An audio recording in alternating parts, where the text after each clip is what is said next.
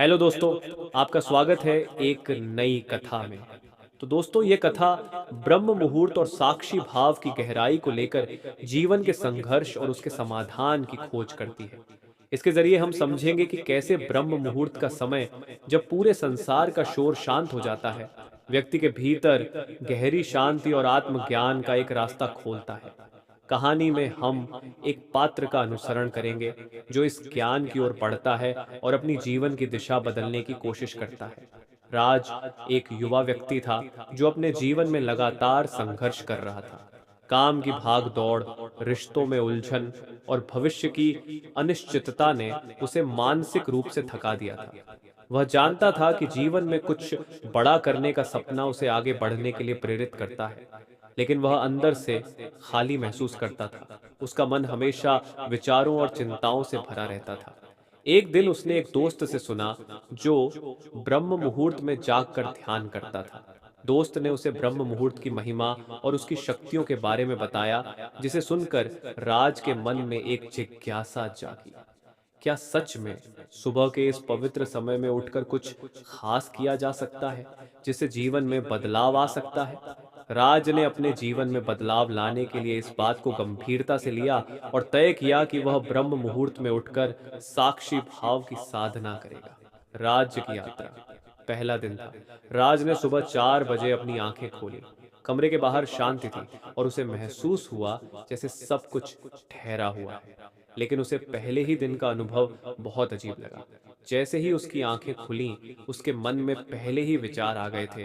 क्या आज कुछ अच्छा होगा? क्या मुझे कुछ नया मिलेगा? वह अपने विचारों को रोकने की कोशिश करता रहा, लेकिन उन्हें रोकने की कोशिश करते हुए वह और भी अधिक उलझता गया। उसने मोबाइल देखा, फिर 1 मिनट के लिए अपने कामों की योजना बनानी शुरू की। लेकिन जैसे ही उसने सोचा कि क्या वह ब्रह्म मुहूर्त की महिमा को समझ पाएगा, उसे महसूस हुआ कि वह अपने विचारों को नियंत्रित करने में सफल नहीं हो रहा है। वह इस अभ्यास को छोड़ने ही वाला था कि उसे याद आया, पहला विचार ही तुम्हारा भाग्य तय करता है। वह खुद से कहने लगा, अगर मैं सही तरीके से इस अभ्यास को करना चाहता हूं, तो मुझे इन विचारों को सिर्फ देखना है, इनसे भागना नहीं है। वह एक दिन और सोचने लगा कि अगर ब्रह्म मुहूर्त में यही सबसे बड़ा काम है, तो वह इसे फिर से कोशिश करेगा। साक्षी भाव का अभ्यास। राज ने अगले दिन का भी यही समय चुना। इस बार उसने पहली बार बिना किसी विचार के उठने का प्रयास किया। जैसे ही उसने अपनी आंखें खोली, उसने खुद को केवल साक्षी के रूप में देखा, बिना किसी योजना, बिना किसी चिंता के। उसके मन में कोई विचार नहीं था। वह बस वहां बैठकर अपने भीतर की हलचल को देख रहा था। धीरे धीरे राज ने महसूस किया कि उसका मन शांत हो रहा था। वह कोई निर्णय नहीं ले रहा था, बस जो भी था उसे देख रहा था। उसे समझ में आया कि उसके अंदर जो शोर था, वह उसके बाहर से नहीं बल्कि उसके भीतर से आ रहा था। और जब उसने उन विचारों को देखा बिना किसी प्रतिक्रिया के, तो उन विचारों की ताकत घटने लगी। राज ने महसूस किया कि यह एक बड़ी शक्ति है। यह केवल ध्यान करने का तरीका नहीं था, यह एक अनुभव था, एक शांति का अनुभव जो उसे भीतर से हो रहा था। जीवन में बदलाव। तीसरे और चौथे दिन राज ने पाया कि उसके विचारों की पकड़ कम हो रही थी। अब वह पहले से ज्यादा शांत था, और जब उसने दिन के संघर्षों का सामना किया, तो उसे महसूस हुआ कि वह पहले जैसा चिंतित या व्यथित नहीं था। उसका मन अब चीजों को उसी रूप में देखता था जैसे वे हैं। कभी जो चीजें उसे परेशान करती थीं, अब उन्हें वह बस देखता था। डर और चिंता उसके जीवन का हिस्सा बने रहते थे, लेकिन अब वह उनसे लड़ने के बजाय उन्हें देखता था, और यही उसे धीरे धीरे अपने कर्मों से मुक्त कर रहा था। राज को समझ में आया कि जब वह ब्रह्म मुहूर्त में उठकर अपनी चेतना को एक दिशा में केंद्रित करता है, तो जीवन भी उसे उसी दिशा में प्रवाहित करता है। यह कोई चमत्कार नहीं था, बल्कि यह एक परिवर्तन था जो उसके भीतर हो रहा था। अंतिम परिवर्तन। 40 दिन की साधना के बाद राज ने महसूस किया कि उसकी चेतना और कर्मों के बीच एक स्थायी दूरी बन चुकी थी। वह अपने डर, क्रोध और दुख से अलग होकर अब उन्हें देख सकता था, बिना किसी प्रतिक्रियाशीलता के। राज ने महसूस किया कि अब वह पहले जैसा व्यक्ति नहीं था। वह सिर्फ साक्षी बन गया था, और जैसे ही वह अपने कर्मों से बाहर हो गया, उसे जीवन की गहरी समझ मिली। अब वह अपने कर्मों को खुद नहीं कर रहा था, वे कर्म खुद हो रहे थे। एक दिन उसने देखा कि उसकी पहचान अब कमजोर हो चुकी थी। वह अब मैं के लेबल से मुक्त हो चुका था। उसे डर और क्रोध से कोई फर्क नहीं पड़ता था। जीवन जैसे पहले से ज्यादा सहज और आनंदमय महसूस होने लगा था। राज अब पूरी तरह से बदल चुका था। ब्रह्म मुहूर्त की साधना ने उसे जीवन की गहरी समझ दी थी और उसकी चेतना को एक नए स्तर तक पहुंचा दिया था। कथा का समापन। राज ने सीखा कि ब्रह्म मुहूर्त केवल एक समय नहीं था, बल्कि एक अवस्था थी। यह समय जब सारा संसार शांति में होता है, उस समय अपनी चेतना को शांत करने का सबसे अच्छा अवसर था। और जैसा कि कहते हैं, साक्षी बन जाना ही जीवन की सबसे बड़ी साधना है। राज्य की कहानी यह दिखाती है कि जीवन में सच्चे परिवर्तन के लिए हमें किसी बाहरी चमत्कार की आवश्यकता नहीं है। हमें बस अपनी चेतना और ध्यान की दिशा बदलनी होती है। आज राज पहले से ज्यादा शांति और संतुलन में है, क्योंकि उसने सीखा कि ब्रह्म मुहूर्त में न करने का अभ्यास करने से जीवन खुद ही बहने लगता है, और यही सबसे बड़ी शक्ति है। अंतिम प्रश्न, क्या आप भी अपने जीवन में ब्रह्म मुहूर्त की शक्ति को अनुभव करना चाहते हैं? क्या आप तैयार हैं अपने जीवन में साक्षी बनने और उस गहरी शांति को अनुभव करने के लिए? कहानी का अगला चरण, राज के जीवन में जो बदलाव आया था वह अब स्थायी हो चुका था, लेकिन उसकी यात्रा यहीं खत्म नहीं हुई। ब्रह्म मुहूर्त और साक्षी भाव के अभ्यास ने उसे एक नई दिशा दी थी, लेकिन जीवन में कई और गहरे पहलू थे जिन्हें उसे समझना था। राज ने अब एक नई चुनौती का सामना करना शुरू किया। वह खुद को और गहरे स्तर पर समझने की कोशिश कर रहा था और अपनी चेतना के उन हिस्सों को देखना चाहता था जो पहले कभी उजागर नहीं हुए थे। एक दिन उसने महसूस किया कि उसकी साक्षी भावना अब एक साधारण अच्छे अभ्यास से कहीं अधिक हो चुकी थी। वह अब अपनी चेतना के सभी आयामों को देखना चाहता था, ताकि वह अपनी सबसे गहरी सत्य को पहचान सके। नई खोज, राज की साधना अब उसे नई गहराई की ओर ले जा रही थी। उसने देखा कि पहले तो वह बाहरी घटनाओं को साक्षी बनकर देखता था, लेकिन अब वह अपनी आत्मा, उसके भीतर के विचारों और भावनाओं को भी साक्षी बनकर देख रहा था। यह एक बिल्कुल अलग अनुभव था। वह अब यह समझने लगा था कि यह साक्षी भाव केवल बाहरी घटनाओं से जुड़ा नहीं था, बल्कि यह उसकी पूरी अस्तित्व की गहराई में बैठ चुका था। वह अब अपनी सोच, अपनी इच्छाओं, अपनी प्रतिक्रियाओं को बिना किसी प्रतिरोध के देखता था। लेकिन यह सरल नहीं था।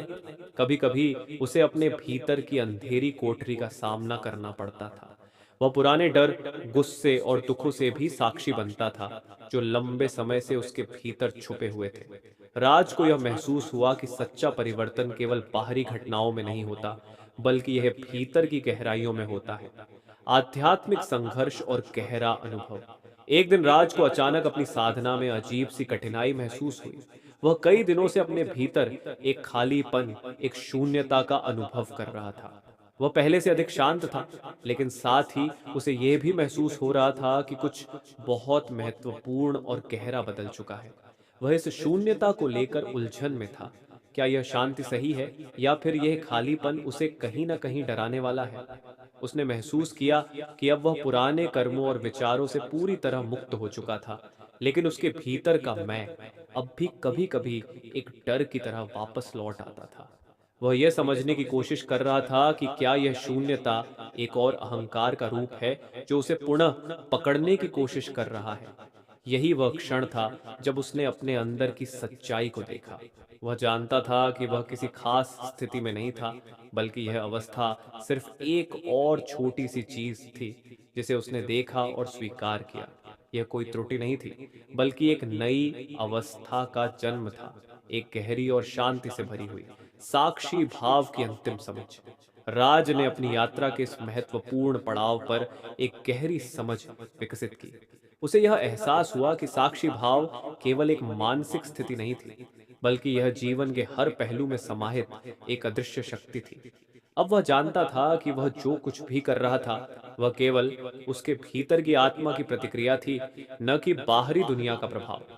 जब वह साक्षी बना, तो वह सब कुछ देखता था, दुख, सुख, भय और खुशी, लेकिन किसी से भी जुड़ा नहीं रहता था। वह महसूस करता था कि साक्षी बनकर जीवन को पूरी तरह से जीने का तरीका न केवल शांति प्रदान करता है, बल्कि यह जीवन के सबसे गहरे रहस्यों का अनुभव भी कराता है। अब वह अपनी पहचान को किसी स्थिति, व्यक्ति या परिस्थिति से जोड़ने के बजाय केवल एक साक्षी के रूप में देखता था, और यही उसके जीवन का सबसे बड़ा परिवर्तन था। साक्षी बनने की पूर्णता, राज ने ब्रह्म मुहूर्त में अपनी साधना को अब एक नए तरीके से अपनाया। पहले उसे दिन की शुरुआत के साथ कोई उद्देश्य बनाना पड़ता था, लेकिन अब वह बस उठकर अपने भीतर की हलचल को देखता था। वह जानता था कि उसकी कोई योजना नहीं, कोई विचार नहीं, कोई लक्ष्य नहीं था। वह बस था, सिर्फ और सिर्फ था। और यह होने का अनुभव ही उसे सबसे बड़ा आंतरिक सुख दे रहा था। अब वह जान चुका था कि ब्रह्म मुहूर्त का समय केवल एक संयोग नहीं था। यह एक समय नहीं था, बल्कि एक जीवन की अवस्था थी। ये किसी विशेष कर्म का समय नहीं था, बल्कि यह उस रहस्य का समय था जो जीवन को साक्षी दृष्टि से देखता था। जीवन में समग्र बदलाव। राज्य का जीवन अब पहले जैसा नहीं रहा। वह अब हर घटना, हर सोच, हर संघर्ष को साक्षी भाव से देखता था। उसने कभी नहीं सोचा था कि जीवन को बिना किसी उद्देश्य, बिना किसी आसक्ति के जीने का तरीका इतना सरल और सहज हो सकता है। उसे अब कुछ भी करने की आवश्यकता नहीं थी। जीवन बस स्वयं ही घटित हो रहा था। इस अनुभव ने उसे यह सिखाया कि जीवन की सबसे बड़ी शक्ति यह है कि हम खुद को एक साक्षी के रूप में देख सकें। जब हम बिना किसी संघर्ष के जीवन को देखना सीख जाते हैं, तो जीवन हमें उसी रूप में दिखता है जैसे वह है, सरल, शांति से भरा और हमेशा परिवर्तनशील। राज ने अब समझ लिया था कि वह कोई साधक नहीं था, बल्कि जीवन के सबसे सरल और शुद्ध रूप को जीने वाला था। कहानी का अंत, राज्य की यात्रा अब पूरी नहीं हुई थी, क्योंकि वह जानता था कि यह एक निरंतर प्रक्रिया है। उसने सीखा था कि सच्ची शांति और संतुलन बाहरी घटनाओं में नहीं, बल्कि भीतर की चेतना में है। अब वह हर सुबह साक्षी भाव के साथ उठता था, न कोई उद्देश्य, न कोई इच्छा, बस जीवन को महसूस करता था। वह जानता था कि हर एक कदम उसके भीतर एक नई शक्ति, एक नया अनुभव लेकर आता है, और यही शक्ति जीवन को सही दिशा में ले जाती है। वह पूरी तरह से तैयार था, अपनी चेतना को देखने, बिना किसी आसक्ति के, क्योंकि अब उसने सच्चे अर्थों में जीवन को जीने का तरीका सीख लिया था। अंतिम प्रश्न, क्या आप भी राज्य की तरह ब्रह्म मुहूर्त में जागकर जीवन को साक्षी दृष्टि से देखना चाहते हैं? क्या आप तैयार हैं जीवन के सबसे गहरे अनुभव को जीने के लिए?